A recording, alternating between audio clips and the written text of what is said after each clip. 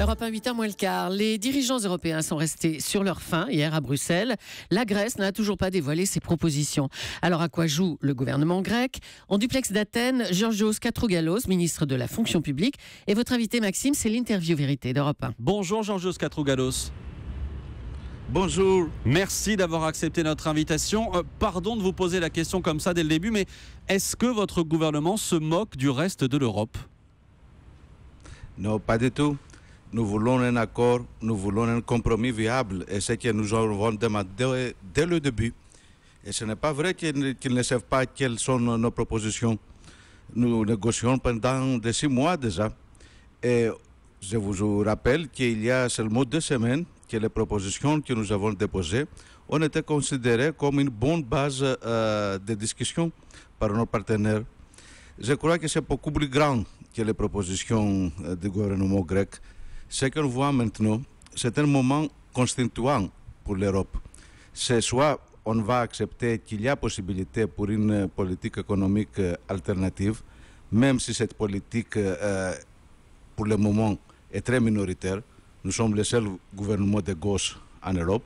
Soit on accepte que l'Europe doit avoir seulement une orthodoxie économique. Mais monsieur le ministre, hier Angela Merkel a dit clairement que pour elle, pour l'instant, ne savait pas exactement ce que proposait votre gouvernement. Toute l'Europe attendait des propositions concrètes. On organise un sommet à Bruxelles dans l'urgence.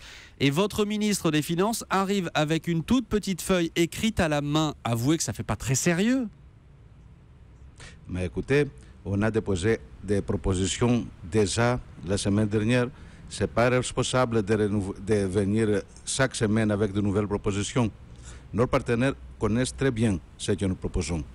Et le président Juncker lui-même a dit, il y a une semaine seulement, quand on avait le référendum, qu'en ce qui concerne le niveau fiscal, il n'y a pas de différence grande entre nos propositions et ce que nos partenaires demandent. La seule différence est que nous demandons en plus un accord sur le soulagement de la dette. Parce que si on n'a pas ça, on aura exactement la même situation dans quelques mois. Exactement parce que la dette grecque n'est pas soutenable. L'FMI l'a dit. Donc, l'intransigeance de quelqu'un de nos partenaires de faire face à cette situation n'est pas explicable. Alors vous dites l'intransigeance de quelques-uns de vos partenaires. Il y a quasiment sur les 19 pays de la zone euro, il y en a aujourd'hui 15 qui sont sceptiques sur ce que vous réclamez et notamment sur le fait d'effacer une partie de votre dette. Ce n'est pas question d'effacer seulement. Il y a des façons techniques de restructurer la dette. Ce qui est important est de la soulager. Et imaginez que quand on a entré le mécanisme de sauvetage, notre dette était à 128 de PIB. 128%. Maintenant, est à 128%. Maintenant, est à 180%. C'est 50% plus grand.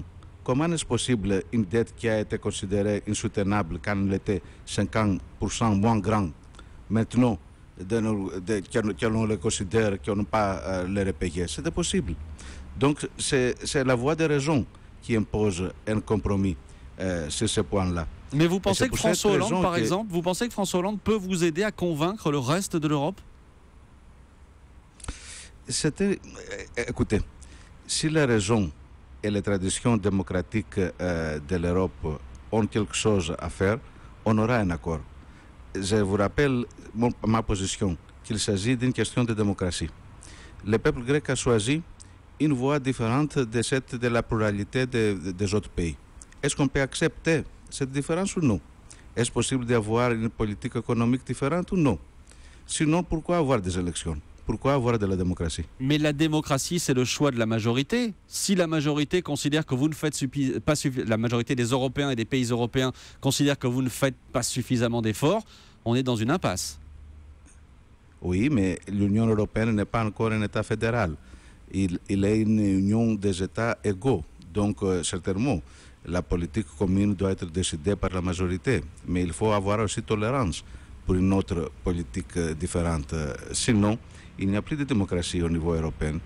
Petit à petit, vous parlez de démocratie, petit à petit, on voit par exemple dans les sondages en France qu'une partie de l'opinion, 50%, c'était le sondage qui est paru hier, 50% de l'opinion se fait à l'idée de vous voir quitter finalement la zone euro. Est-ce que ça ne vous inquiète pas?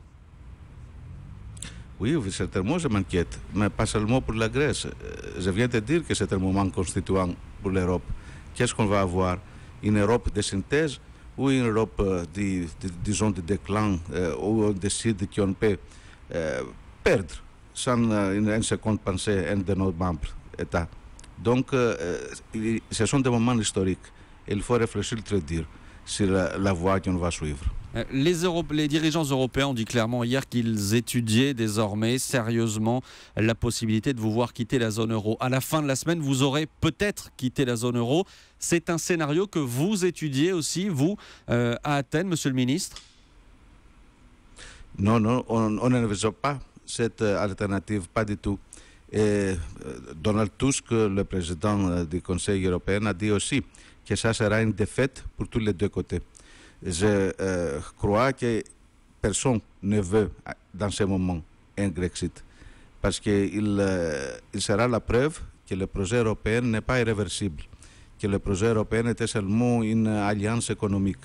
Mais il ne s'agissait pas du tout seulement d'un projet de marché, il s'agissait de quelque chose de beaucoup plus noble. Vos banques, Monsieur Katrougalos, vont peut-être lâcher avant la fin de la semaine, entre guillemets. Combien de temps est-ce qu'elles peuvent encore tenir? Il est impératif que notre banque ouvre cette semaine. Et je crois que ça dépend seulement d'une décision de la Banque centrale européenne, exactement parce que notre banque, contrairement à ce qui s'est passé avec les banques chypriotes ou les banques irlandaises, n'avait pas un problème de solvabilité, seulement un problème de liquidité. Donc une injection de liquidité dans notre système bancaire pouvait résoudre le problème. J'ai encore une question, Monsieur Katrougalos. Tout à l'heure, votre Premier ministre, Alexis Tsipras, va se retrouver devant le Parlement européen. Ça va être un moment important. Est-ce qu'il va mettre sur la table de nouvelles propositions concrètes et détaillées, comme le réclament les dirigeants européens? Écoutez, les propositions que nous avons déjà déposées vont être discutées sur la table de négociation. Quand on parle au Parlement, on discute les grandes lignes.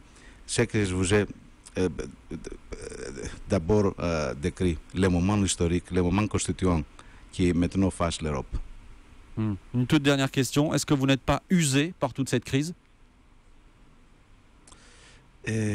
Vous avez vu que dans le référendum, la grande majorité du peuple grec a dit non à cette situation de misère des 5 années dernières. Exactement pour cette raison, je parle de la démocratie. Merci Georgios Katrougalos. Merci, je rappelle que vous êtes ministre grec de la fonction publique et de la réforme administrative. Merci d'avoir été en direct Merci pour l'invitation. d'Athènes avec nous ce matin et merci à Laurent Pelé pour la réalisation de ce duplex.